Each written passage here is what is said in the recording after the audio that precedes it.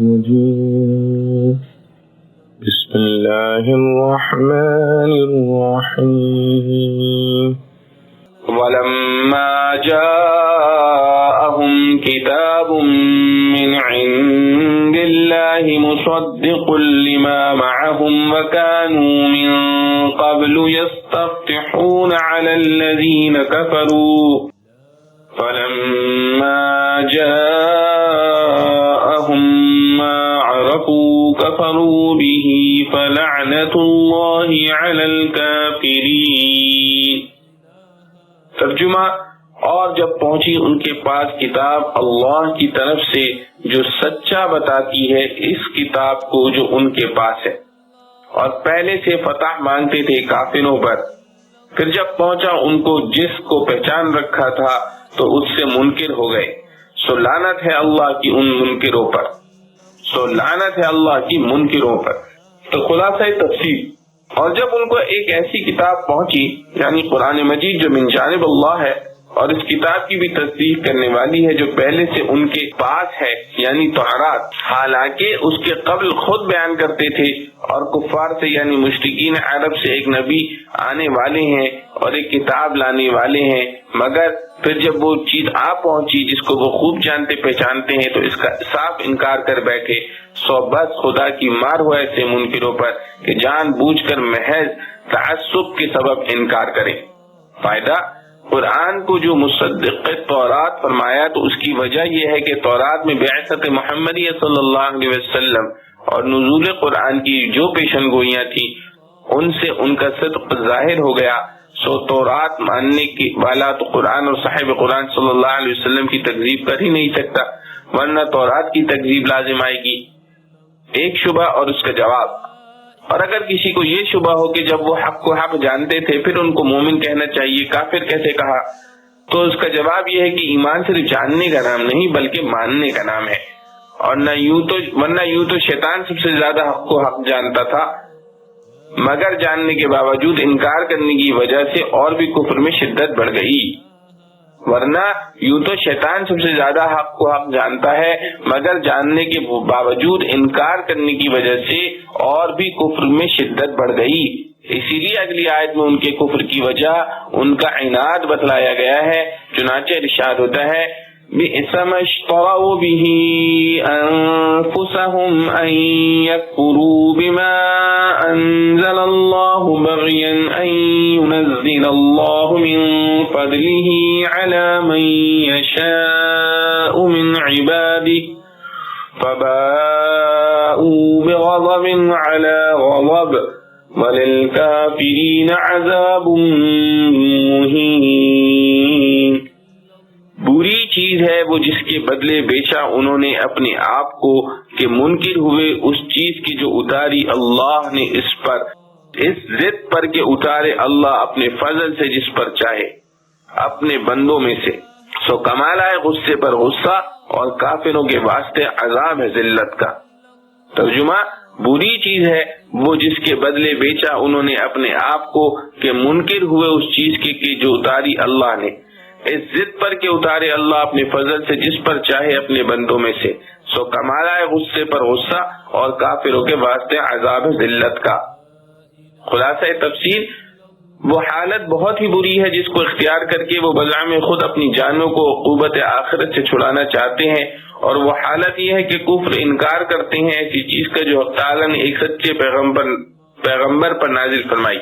یعنی قرآن، اور وہ انکار بھی محض اس ضد پر کہ اللہ تعالیٰ نے اپنے فضل سے جس بندے پر اس کو منظور ہو یعنی محمد صلی اللہ علیہ وسلم پر کیوں نازل فرما دے، سو اس حسد بالائے کفر سے وہ لوگ غضب بالائے غضب کے مستحق ہو گئے، اور آخرت میں ان کفر کرنے والوں کو ایسی سزا ہوگی کہ جس میں تکلیف کے علاوہ ذلت بھی ہے۔ فائدہ، ایک غضب کفر پر دوسرا حسد پر، یوں غضب بالائے غضب فرمایا، عذاب کے ساتھ مہین کی قید سے بتانا یہ مقصود ہے کہ یہ عذاب کفار کے ساتھ خاص ہے کیونکہ گناہ گار مومن کو عذاب اس کو پاک کرنے کے لیے ہوگا، ذلت کے لیے نہیں۔ آگے کی آیت میں جو ان کا قول نقل کیا ہے اس سے ان کا کفر ثابت ہوتا ہے اور حسد بھی مترشح ہوتا ہے۔ وَإِذَا قِيلَ لَهُمْ آمِنُوا بِمَا أَنزَلَ اللَّهُ قَالُوا نُؤْمِنُ بِمَا أُنزِلَ عَلَيْنَا وَيَكْفُرُونَ بِمَا وَرَاءَهُ وَهُوَ الْحَقُّ مُصَدِّقًا لِمَا مَعَهُمْ قُلْ فَلِمَ تَقْتُلُونَ أَنْبِيَاءَ اللَّهِ مِنْ قَبْلُ إِنْ كُنْتُمْ مُؤْمِنِينَ۔ اور جب کہا جاتا ہے ان سے مانو اس کو جو اللہ نے بھیجا ہے تو کہتے ہیں ہم مانتے ہیں جو اترا ہے ہم پر اور نہیں مانتے اس کو جو سوا اس کے ہے، حالانکہ وہ کتاب سچی ہے اور جو تصدیق کرتی ہے اس کتاب کی جو ان کے پاس ہے۔ کہہ دو پھر کیوں قتل کرتے رہے ہو اللہ کے پیغمبروں کو پہلے سے اگر تم ایمان رکھتے ہو۔ خلاصہ تفسیر، اور جب ان یہودیوں سے کہا جاتا ہے کہ تم ایمان لاؤ ان تمام کتابوں پر جو اللہ تعالیٰ نے متعدد پیغمبروں پر نازل فرمائی ہے اور ان تمام کتابوں میں جو قرآن بھی ہے، تو جواب میں کہتے ہیں کہ ہم تو صرف اس ہی کتاب پر ایمان لاویں گے جو ہم لوگوں پر بواسطہ حضرت موسیٰ علیہ السلام کے نازل کی گئی ہے، یعنی تورات، اور باقی جتنی کتابیں اس کے علاوہ ہیں جیسے انجیل اور قرآن، ان سب کا وہ انکار کرتے ہیں، حالانکہ وہ تورات کے ماسوا کتابیں بھی فی نفسی حق اور واقعی ہیں، اور فی نفسی حق ہونے کے علاوہ تصدیق کرنے والی بھی ہیں اس کتاب کی جو ان کے پاس ہے، یعنی تورات کی۔ آپ صلی اللہ تعالی علیہ وسلم یہ بھی کہیے کہ اچھا تو پھر کیوں قتل کیا کرتے تھے اللہ کے پیغمبروں کو اس کے پہلے زمانے میں اگر تم تورات پر ایمان رکھنے والے تھے؟ فائدہ، یہود نے جو یہ کہا ہم صرف تورات پر ایمان لاویں گے دوسری کتب پر ایمان نہ لاویں گے، تو ان کا یہ قول صریح کفر ہے، اور اس کے ساتھ جو یہ کہا تم کہ تورات جو ہم پر نازل کی گئی ہے اس سے حسد مترشح ہوتا ہے، اس کا مفہوم صاف یہ ہے کہ اور کتابیں چونکہ ہم پر نازل نہیں کی گئی اس لیے ان پر ایمان نہیں لائیں گے۔ اللہ تعالیٰ نے ان کے اس قول کو 3 طرح رد فرمایا ہے۔ اول یہ کہ جب اور کتابوں کی حقیقت اور واقعیت بھی دلیل قطعی سے ثابت ہے تو پھر اس سے انکار کی کیا وجہ ہے؟ ہاں اگر اس دلیل میں کوئی کلام تھا تو اس کو پیش کر کے تشفی کر لیتے، انکار محض کی آخر کیا وجہ؟ دوسرے، اور کتابیں مثلا قرآن مجید جو تورات کا مصدق ہے تو اس کے انکار سے تو خود تورات کی تکذیب و انکار لازم آتا ہے۔ تیسرے یہ کہ انبیاء علیہ السلام کو قتل کرنا تمام آسمانی کتابوں کی روح سے کفر ہے۔ پھر تمہارے گروہ کے لوگوں نے جو کئی نبیوں کو قتل کیا جن کی تعلیم بھی تورات ہی کے احکام کے ساتھ خاص تھی، اور تم ان قاتلین کو اپنا پیشوا اور مقتدی سمجھتے ہو تو براہ راست تورات کے ساتھ کفر کرتے ہو، اس سے تو تمہارا تورات پر ایمان کا دعویٰ بھی غلط ٹھہرتا ہے، غرض کسی بھی پہلو سے تمہارا قول و فعل صحیح اور درست نہیں۔ آگے بعد اور وجوہ و دلائل ان یہودیوں کا رد فرمایا گیا ہے، چنانچہ ارشاد ہوتا ہے وَلَقَدْ جَاءَكُم مُوسَى بِالْبَيِّنَاتِ ثُمَّ اتَّخَذْتُمُ الْعِجْلَ مِن بَعْدِهِ وَأَنتُمْ ظَالِمُونَ، اور آ چکا تمہارے پاس موسیٰ صریح معجزے لے کر، پھر بنا لیا تم نے بچڑا اس کے گئے پیچھے اور تم ظالم ہو۔ خلاصہ تفسیر، اور حضرت موسیٰ علیہ السلام تم لوگوں کے پاس صاف صاف دلیلیں توحید و رسالت کی لائے، مگر اس پر بھی تم لوگوں نے گوسالہ کو معبود بنا لیا موسیٰ علیہ السلام کے طور پر جانے کے بعد، اور تم اس تجویز میں ستم ڈھا رہے تھے۔ فائدہ، بینات سے وہ دلائل مراد ہیں جو اس قصے سے پہلے جبکہ تورات نہ ملی تھی موسیٰ علیہ السلام کے نبی ہونے پر قائم ہو چکی تھی، مثلا عصا اور ید بیضا، دریا کا پھٹنا وغیرہ۔ رد کی تقریر کا حاصل ظاہر ہے کہ تم دعوت و ایمان کا کرتے ہو اور صریح شرک میں مبتلا ہو، جس سے موسیٰ علیہ السلام بلکہ خدا تعالی کی صریح تکذیب بھی لازم آتی ہے۔ گوسالہ کو معبود بنانے کا معاملہ اگرچہ ان یہودیوں کے ساتھ پیش نہیں آیا تھا جو حضور صلی اللہ علیہ وسلم کے زمانے میں نزول قرآن کے وقت موجود تھے، مگر چونکہ یہ لوگ اپنے اجداد کی حامی اور طرفدار رہتے تھے اس لیے فی الجملہ یہ بھی رد میں شامل ہیں۔ اور اسی سے یہ بات بھی نکلتی ہے کہ جن کے اس اسلاف نے موسیٰ علیہ السلام کی تکذیب کر کے کفر کیا، وہ اگر محمد مصطفیٰ صلی اللہ علیہ وسلم کے انکار کے مرتکب ہوں تو چندہ عجیب نہیں۔ وَإِذْ أَخَذْنَا مِيثَاقَكُمْ وَرَفَعْنَا فَوْقَكُمُ الطُّورَ خُذُوا مَا آتَيْنَاكُمْ بِقُوَّةٍ وَاسْمَعُوا قالوا سمعنا وعصينا وأشربوا في قلوبهم العجل بكفرهم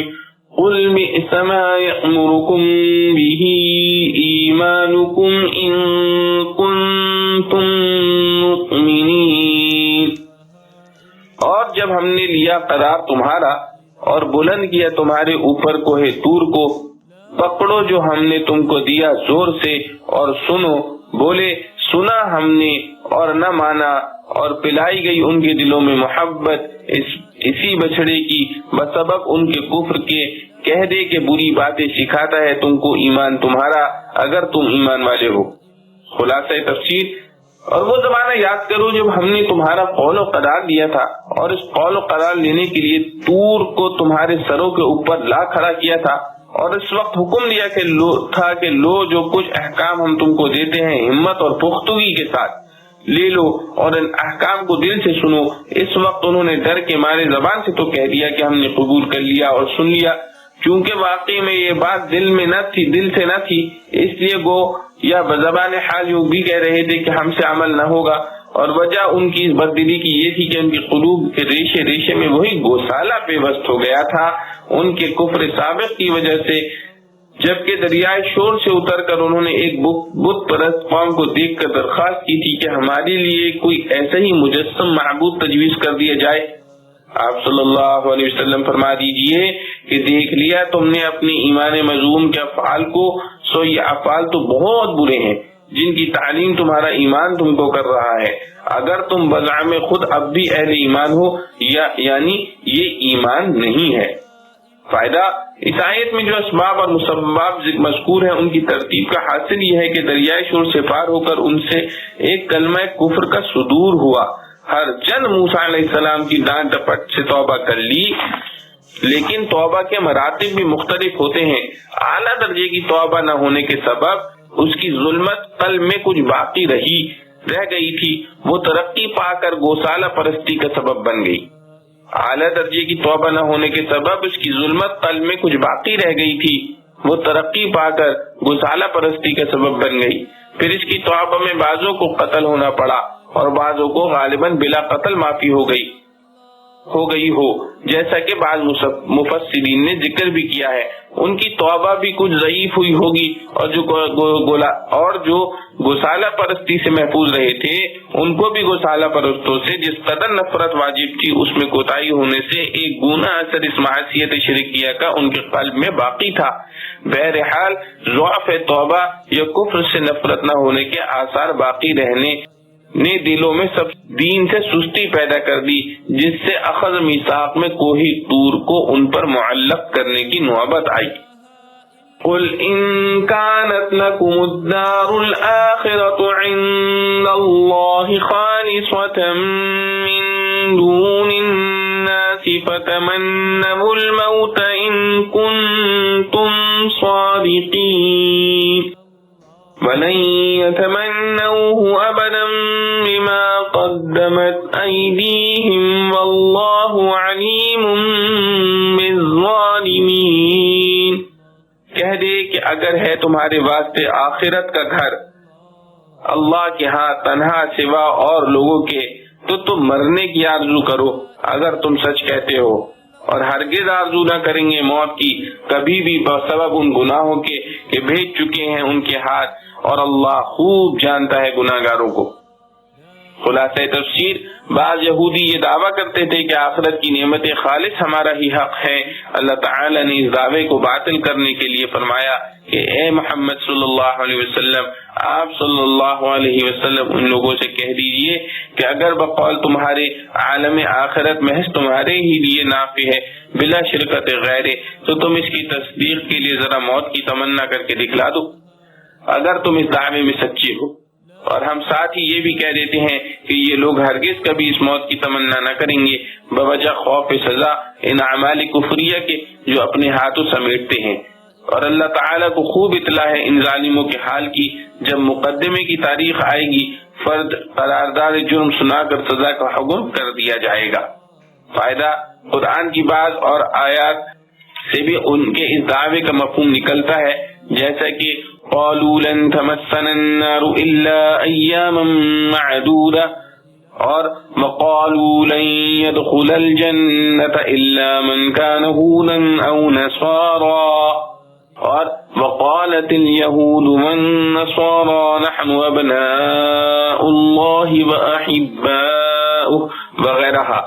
ان سب دعووں کا حاصل یہ معلوم ہوتا ہے کہ ہم دین حق پر ہیں، لہذا آخرت میں ہم کو تو ضرور نجات ملے گی. ہم میں سے جو تائب یا مرحوم ہیں ان کو تو ابتدا ہی سے جنت میں داخلہ مل جائے گا، اور جو گناہگار ہیں وہ چند روزہ عذاب بھگت کر نجات پا جائیں گے، اور جو مطیع ہیں وہ بمثل ابناء و احبہ محبوبہ و مقرب ہیں.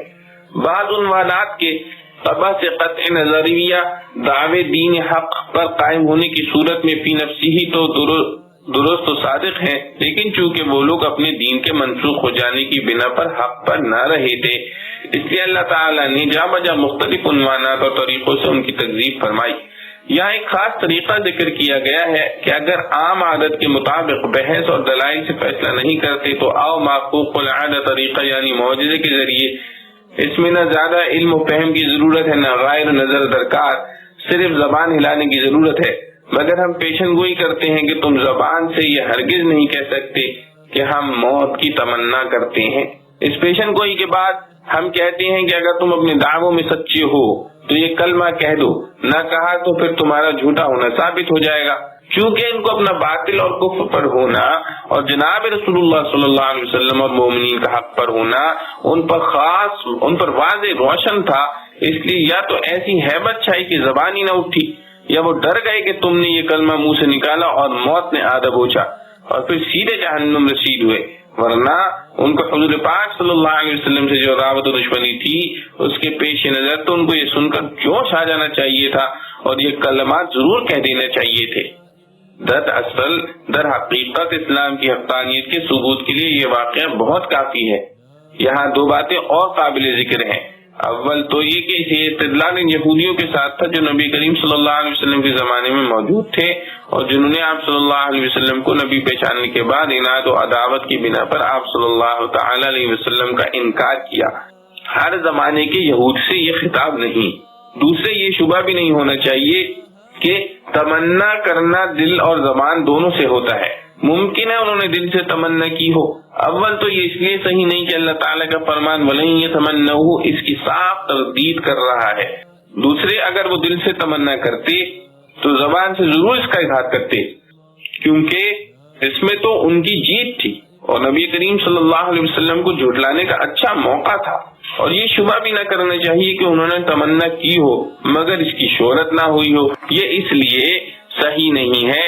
کہ اسلام کے ہمدرد و معاونین کی تعداد کے مقابلے میں معاندین و مخالفین کی تعداد ہمیشہ زیادہ رہی. اگر ایسی بات ہوئی ہوتی تو وہ خود اس کو خوب اچھالتے. لو دیکھو تم نے جو معیار حق و صداقت مقرر کیا تھا اس پر بھی ہم پورے اترے.